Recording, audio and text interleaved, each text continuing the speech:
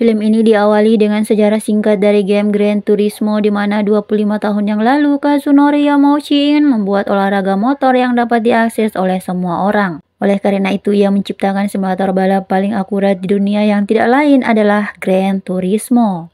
Pada tahun 2010 di kota Cardiff, Wales, seorang remaja bernama Jan adalah seorang pegawai di sebuah toko pakaian dan game. Jan mempunyai hobi memainkan game simulator Gran Turismo. Bahkan kecintaannya terhadap game balap ini sudah muncul sejak usia dini. Ruangannya pun penuh dengan pajangan dari seri lengkap game ini dari seri pertama hingga seri terbaru.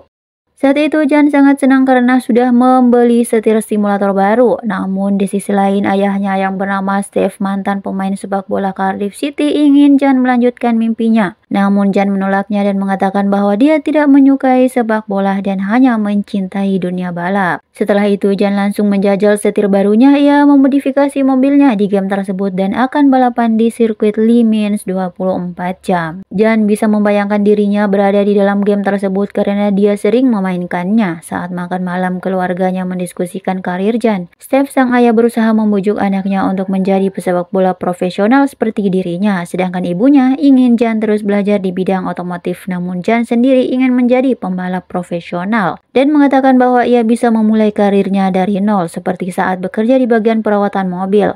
Dia juga mengatakan bahwa balap adalah satu-satunya hal yang ia sukai dan dia kuasai.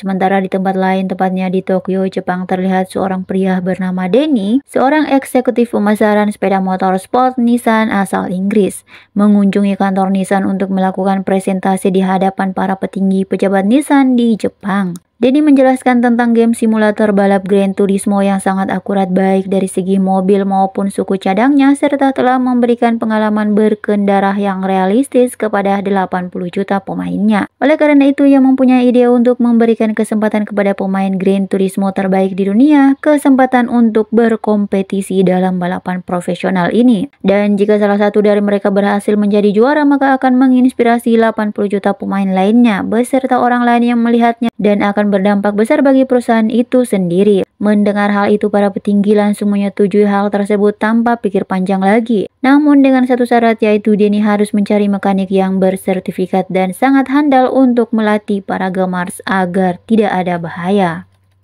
Beberapa potensi sempat dihubungi namun semuanya menolak hingga akhirnya Denny mendatangi seorang mekanik bernama Jack Salter yang juga mantan pembalap. Saat ini ia menjadi mekanik di tim Kappa, salah satu tim terbaik saat itu dengan pembalap bernama Nicholas. Denny pun menjelaskan rencananya akan mengadakan kompetisi bagi para gamers Gran Turismo terbaik sedunia untuk kemudian mereka akan bersaing memperebutkan lisensi FIA bagi dirinya sendiri dan menjadi pembalap profesional yang akan mewakili tim Nissan di kancah internasional. Mendengar gagasan itu, Jack merasa skeptis apalagi treknya berbahaya karena banyak pembalap lain yang lebih berpengalaman dan ada pula yang suka bermain kotor. Apalagi risiko kecelakaannya sangat tinggi dan tidak ada tombol reset seperti di game. Tapi Denny yakin pasti ada segelintir pemain di luar sana yang mampu dan harus diberi kesempatan. Meskipun begitu, Jack tetap menolak tawaran tersebut. Malam itu, tim balap Kappa sedang makan malam bersama. Jack memberikan nasihat pada Nicholas. Namun Nicholas yang sombong dan merasa paling hebat tak suka dinasehati mekaniknya seperti itu. Karena menurutnya hanya ketua tim yang berhak memberi nasihat. Terlebih lagi, Jack dulunya adalah seorang pembalap yang gagal. Mendengar ejekan Nicholas dan rekan-rekan kerjanya yang menertawakan hal itu merupakan pukulan yang cukup berat bagi Jack. Jack mengundurkan diri saat itu juga dan pergi dari sana. Kemudian dia menerima tawaran Denny untuk menjadi kepala mekanik. Keesokan harinya di game station, Persol, sahabat Jan, memberikan kabar mengejutkan bahwa Jan telah terpilih untuk berkompetisi di GT Academy. Jan segera menuju ke game station temannya setelah dia menyelesaikan pekerjaannya hari itu. Karena Jan sering bermain di tempat itu, akun Gran Turismo miliknya masih terhubung dengan simulator. Setelah Jan mengklik, muncul pesan video singkat dari Denny bahwa Jan adalah salah satu dari sedikit orang yang terpilih karena berhasil mencapai waktu putaran tercepat di Gran Turismo. Akan ada balapan virtual di dalam game dan orang-orang yang terpilih akan bersaing untuk mendapatkan kesempatan sekali seumur hidup untuk bergabung dengan Akademi GT dan menjadi pembalap profesional. Malam harinya Jan langsung berlatih di mana ia bereksperimen menyalip musuh tanpa melalui garis ban di lintasan dan cara ini cukup efektif. Lalu saat hendak tidur, Kobe kakaknya mengajaknya ikut pesta di dermaga. Awalnya Jan menolak karena harus latihan, namun saat mengetahui Audrey bergabung, Jan berubah pikiran karena diam-diam dia naksir Audrey. Lalu mereka diam-diam keluar jendela dan masuk ke mobil ayahnya. Semua orang di sana menikmati waktu mereka. Saat Jan mengobrol dengan Audrey, Audrey bilang dia sangat ingin pergi ke New York, sedangkan Jan ingin ke Tokyo. Saat dalam perjalanan pulang, Jan mengemudi mobil tersebut karena kakaknya dan teman-temannya sedang mabuk. Polisi menghentikan mereka karena mereka mengemudi ugal-ugalan dan Jan segera mempercepat lajunya agar persaingannya besok tidak terhambat. Jan bahkan membayangkan kabur dari polisi seperti sedang bermain Gran Turismo. Keesokan paginya, Jan membantu ayahnya bekerja di stasiun. Ayahnya berkata bahwa bermain video game itu konyol. Jan diberi pilihan untuk melanjutkan sekolah atau bekerja sebagai buruh di stasiun bersama ayahnya. Yang jelas Jan kecewa dengan sikap ayahnya dan ia pun segera menuju ke game stasiun karena kompetisi JT Academy akan segera dimulai. Untungnya, Jan tiba tepat saat kompetisi dimulai dan dia harus berpacu dengan 19 pemain terbaik di Eropa untuk bisa lolos. Jan yang berada di posisi terakhir perlahan mulai menyalip pemain demi pemain hingga akhirnya pada lap terakhir Jan masih berada di posisi ketiga. Namun Jan berhasil menyalip pemain peringkat pertama dan kedua hingga finish pertama. Setelah berhasil menjadi yang terbaik di Eropa, Jan resmi masuk ke GT Academy dan akan segera berkumpul dengan para pemenang lainnya untuk berlatih. Namun Steph sang ayah mengkhawatirkan putranya karena balapan sesungguhnya sangat-sangat berbahaya dan Jan hanyalah seorang gamer. Jan meyakinkan ayahnya bahwa ini adalah satu-satunya kesempatannya. Ia juga memperlihatkan foto saat ia berusia 5 tahun di pameran Ferrari dan difoto oleh ayahnya. Sejak saat itu yang diinginkan Jan hanyalah menjadi pembalap profesional dan pada akhirnya Steph melepaskan Jan.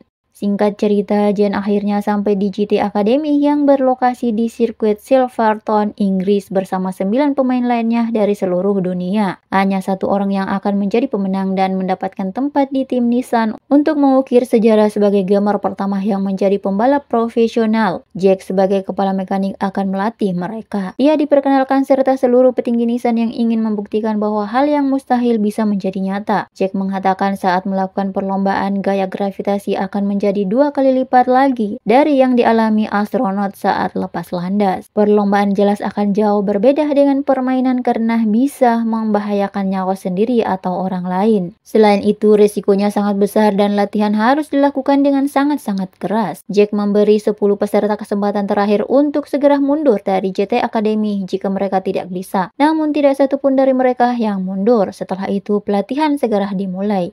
Meski cara berkendara, mengambil tikungan, dan mencari jalur untuk menyalip kurang lebih sama seperti di simulator. Namun latihannya tidak sesederhana itu. Selain latihan, mereka juga diwawancarai untuk melatih kesiapan di hadapan pers nantinya. Dan terlihat Jan yang tampil paling gugup dalam penampilan pers. Tentu saja hal itu akan berdampak buruk bagi pemasaran Nissan. Berbeda dengan Mitty yang menjawab dengan percaya diri, langsung, dan yakin akan memenangkan kontes tersebut. Latihan terus dilakukan, pelatihan mengemudi fisik, fokus, teori, dan banyak lainnya dilakukan. Jack mengawasi dan memberi arahan di atas helikopter agar pandangan lebih jelas, dan terus berteriak dan mengejek mereka untuk memberikan kekuatan mental.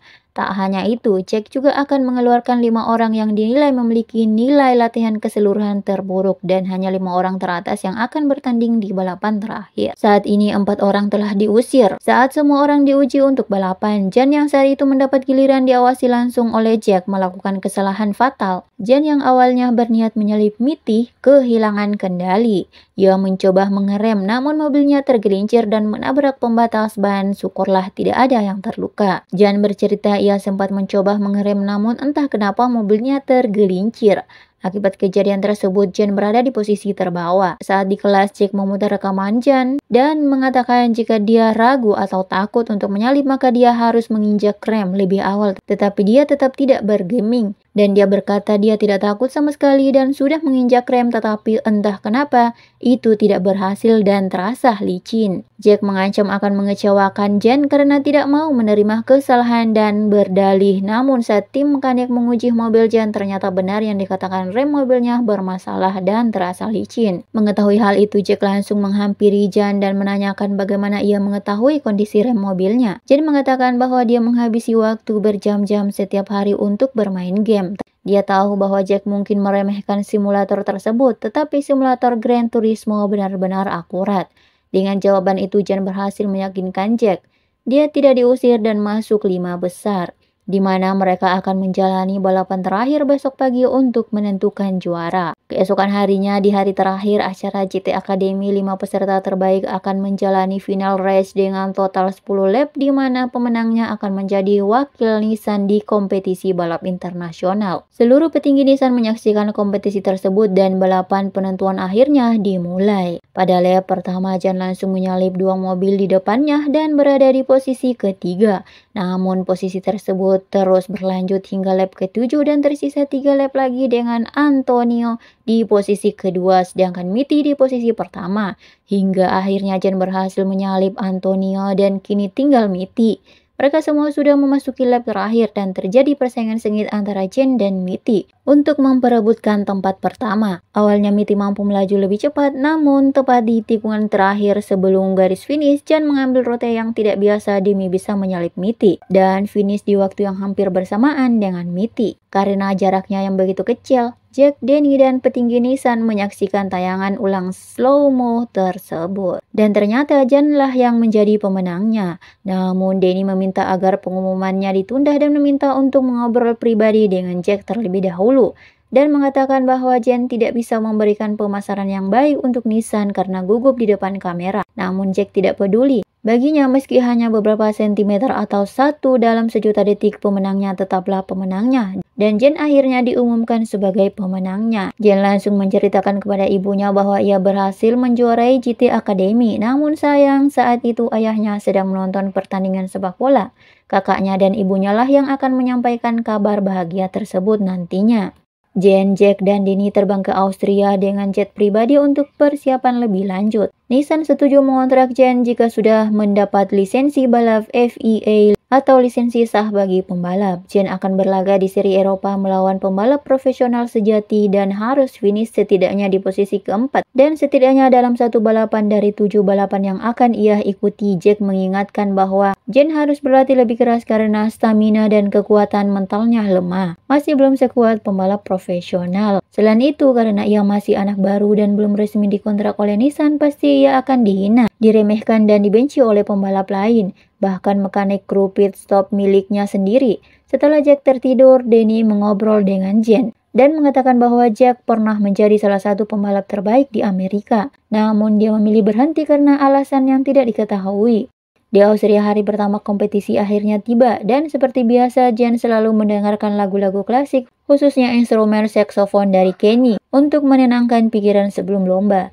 Jack tiba-tiba datang dan berkata bahwa tidak ada yang mengharapkan Jen mendapatkan lisensi dan itu adalah kabar baik bagi mereka. Jack kemudian mengatakan bahwa dia percaya pada Jen dan dia akan berhasil melewati fase ini. Balapan pertama akhirnya dimulai. Jack memperingatkan Jen tentang 2 pembalap yang harus diwaspadai, yaitu mantan rekan tim Jack, Nicholas dari Kappa, dan pembalap lain bernama Sulin dari Audi. Pada lap pertama, Jen berada di posisi ke-8. Jack memintanya untuk tetap fokus dan tenang. Yang jelas di laga profesional pertamanya, mental Jen diuji. Ia harus kembali ke posisi 10 dan terlihat mobil Ferrari di sampingnya sedang merokok. Jack menyuruh Jen untuk tetap fokus karena ledakan mobil di sirkuit adalah hal yang biasa di lap ke-20. Jen mengisi bahan bakarnya dan seperti yang dikatakan Jack, tidak ada mekanik di sana yang menghormatinya. Mereka mengejek Jen karena tidak bisa mendapatkan lisensi karena dia hanya seorang gamer dari peringkat 13. Jen terus menyalip hingga peringkat 5 dan tinggal selangkah lagi mendapatkan lisensi.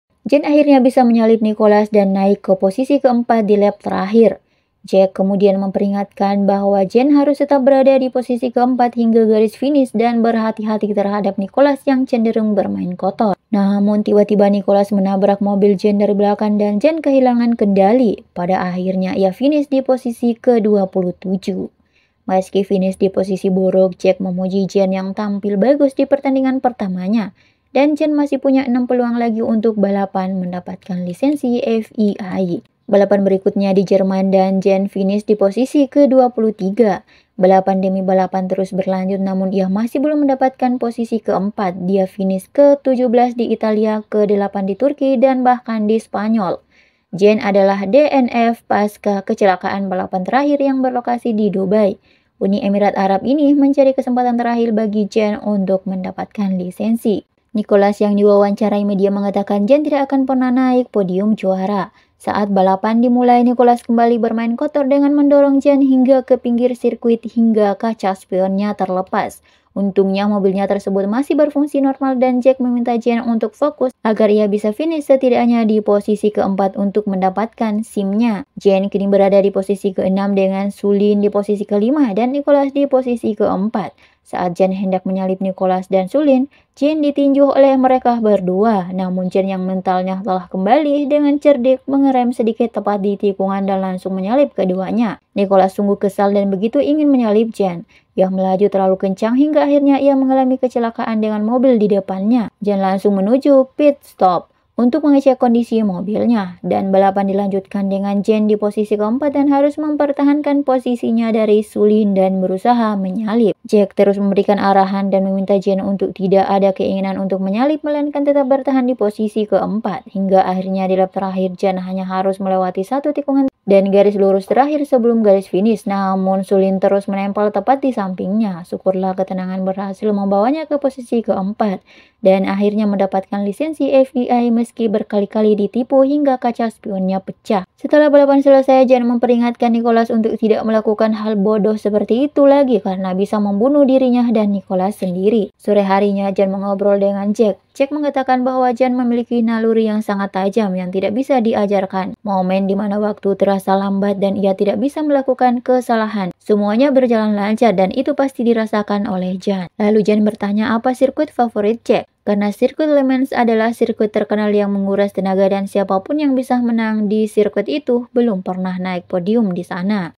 Tak lama kemudian dua orang wanita datang dan meminta tanda tangan dan juga selfie pada Jen. Sesuai saran Jack, malam itu Jen menelepon Audrey untuk mengajaknya datang melihat penandatangan kontrak dengan Nissan di Tokyo. Kazunori Yamauchi, pencipta Gran Turismo, memberikan sambutan dan dilanjutkan dengan penandatanganan kontrak dengan tim Nissan. Impian Jen akhirnya menjadi kenyataan. Jen dan Audrey kemudian melakukan perjalanan ke Tokyo dan Jen sangat senang karena Tokyo adalah tempat yang selalu ingin ia kunjungi. Setelah melakukan perjalanan bersama Audrey, Jen kemudian melanjutkan kompetisi berikutnya di sirkuit Nürburgring, Jerman, di mana sirkuit ini merupakan sirkuit paling mematikan dan paling ditakuti oleh semua pembalap karena lintasannya yang sangat berbahaya. Seperti biasanya, Jen mendengarkan lagu klasik tersebut sebelum balapan. Ia pun memberikan hadiah kepada Jack yang nantinya bisa ia buka setelah balapan perlombaan di Nürburgring akhirnya dimulai. Dan keluarga Jen menyaksikan dari rumah ke lap ke-8, Jen berada di posisi ke-5. Semuanya berjalan lancar, Jen terus menyalip dengan kecepatan stabil hingga posisi kedua melewati Nicholas.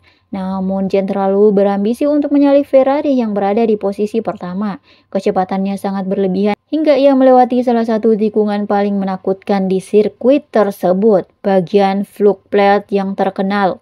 Mobilnya mengudara dan kecelakaan mengerikan pun terjadi. Jack, Denny, dan timnya panik. Begitu pula orang tua Jen yang mengawasi dari rumah. Jen segera dilarikan ke rumah sakit dengan menggunakan helikopter dan semua orang hanya bisa berharap dia baik-baik saja. Setelah Jack terbangun di rumah sakit, Jen bertanya apakah ada orang lain yang menjadi korban dan Jack terpaksa memberitahu bahwa ada penonton yang meninggal tapi itu bukan kesalahan Jen. Denny juga mengatakan jalan tersebut bisa disebut lapangan terbang karena mobil bisa lepas landas di sana karena tanjakan yang cukup tinggi dan angin yang bertiup kencang.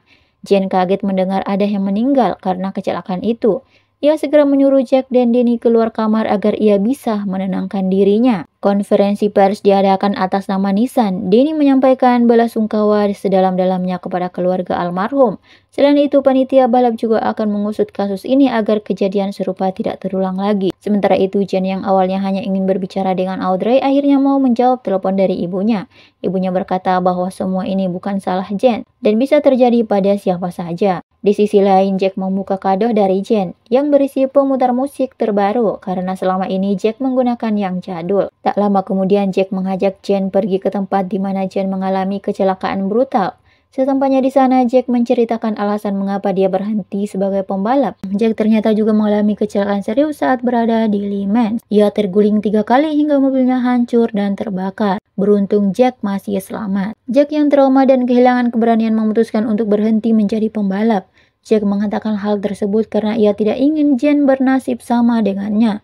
Dan Jen harus membuktikan bahwa dirinya adalah seorang pembalap yang mempunyai potensi. Jack kemudian memberikan kunci mobilnya kepada Jen dan memintanya untuk menyelesaikan lintasan hingga garis finish, agar ia bisa lebih tenang dan semangatnya kembali menyala. Setelah itu, Jack dan Denny bertemu. Kabar baiknya adalah komisi balap telah membebaskan Jen dari tuduhan. Tetapi kabar buruknya adalah Nicholas dari Kappa membuat tweet agar lisensi Jen dicabut dan berkampanye melawan pengemudi simulator. Gara-gara tweet tersebut, beberapa tim lain pun turut serta dalam kampanye tersebut dan secara mandiri mengajukan kasus terhadap tim Nissan. Karena itulah Nissan pun berniat memecat mereka. Dan menurut Denny, satu-satunya cara agar mereka bisa bertahan adalah dengan membuktikan diri, yaitu menduduki podium atau setidaknya menjadi juara 3 di sirkuit 24 jam Le Mans bersama tim yang mampu terdiri dari finalis GTA Academy.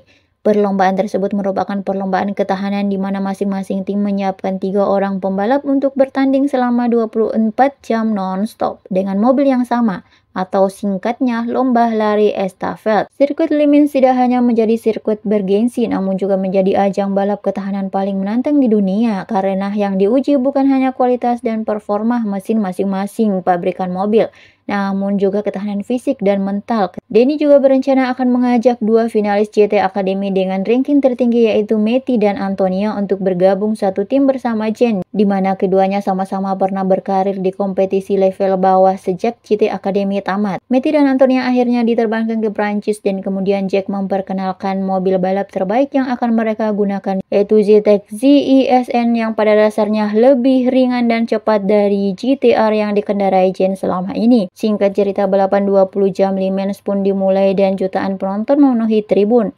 Jen yang sedang bersiap kaget melihat ayahnya yang datang menemuinya. Steve mengaku menyesal tidak mendukung keinginan putranya karena terlalu khawatir.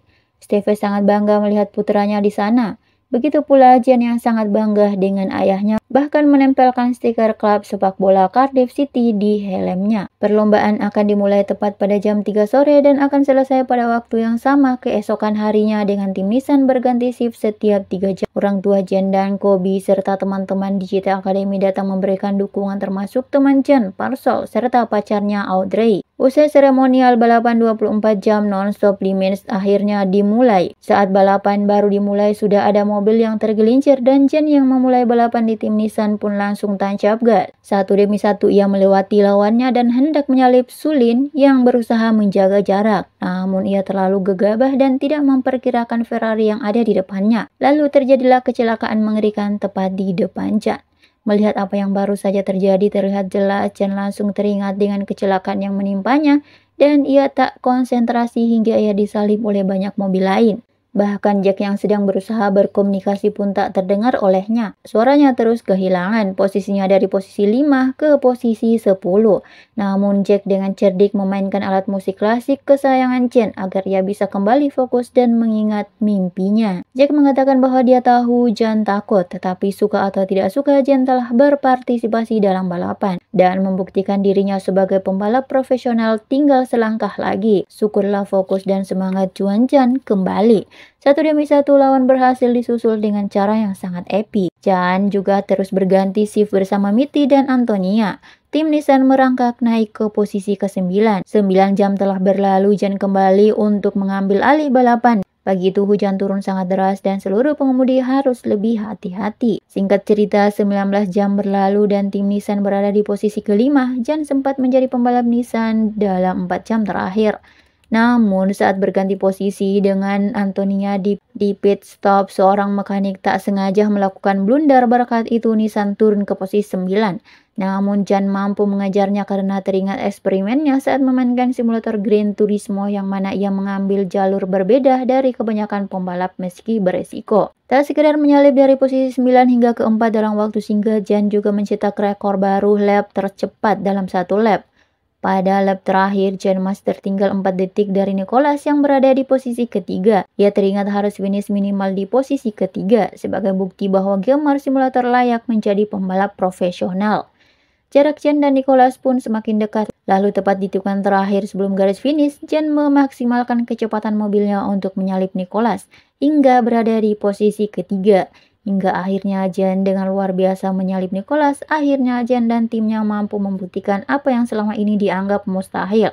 Semua orang begitu terharu dan bangga dengan pencapaian tim Nissan. Terakhir, Jan, Mitty, dan Antonia naik podium di posisi ketiga. Di akhir film diperlihatkan potret nyata Jan mulai dari dirinya bermain simulator saat ia diterima menjadi peserta GT Academy hingga ia berhasil finish ketiga di Le Mans pada tahun 2013 dan melanjutkan karir profesionalnya sebagai seorang profesional pembalap dan telah mengubah pandangan dunia motorsport selamanya. Hingga saat ini ia telah mengikuti lebih dari 200 balapan dan selalu mendengarkan musik klasik sebelum balapan. Jan asli juga berperan sebagai stuntman-nya sendiri selama balapan di film tersebut. Film pun selesai.